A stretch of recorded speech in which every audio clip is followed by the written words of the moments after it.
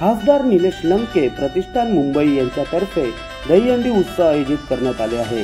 कांबोटे येथे दिबा पाटील ग्राउंड या ठिकाणी खासदार निलेश लंके यांच्या उपस्थितीमध्ये दहीहंडी उत्सव मोठ्या उत्सवात साजरा करण्यात येणार आहे। यावेळी निलेश लंके प्रतिष्ठान यांच्या कार्यकर्त्यांनी यावेळी सांगितले। निलेश लंके प्रतिष्ठान मुंबई, नवी मुंबई, ठाणे, रायगड आणि कोकणातील सर्व जे पदाधिकारी आहेत ते पदाधिकाऱ्यांच्या माध्यमातून आपण कामोठे या ठिकाणी सालाबादप्रमाणे दहीहंडी उत्सव साजरा करतोय। 15,33,333 रुपये रकमेची ही दहीहंडी आहे आणि ही मानाची दहीहंडी रायगड आणि नवी मुंबईमध्ये संबंधित जाते।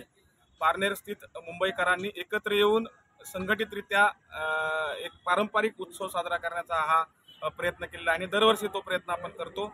लोकनेते निलेश लंके साहेब या कार्यक्रमाला उपस्थित राहणार आहेत आणि मुंबईतील जे काही नामांकित दहीहंडी पथक आहेत ते पथक या हंडीला सलामी देतील।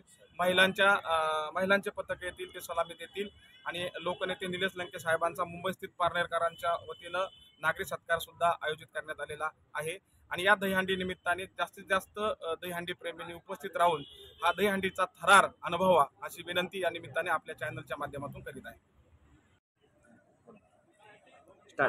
आज या ठिकाणी आम्ही सर्व प्रतिष्ठानचे कार्यकर्ते निलेश लंके यांच्यावर जीवापाड प्रेम करणारे सगळे स्वाभिमानी कार्यकर्ते आम्ही उद्या दिनांक 27 तारीख रोजी दहीहंडीचं नियोजन करता आणि सर्व इथे ग्राउंडमध्ये जमलेलो आहे।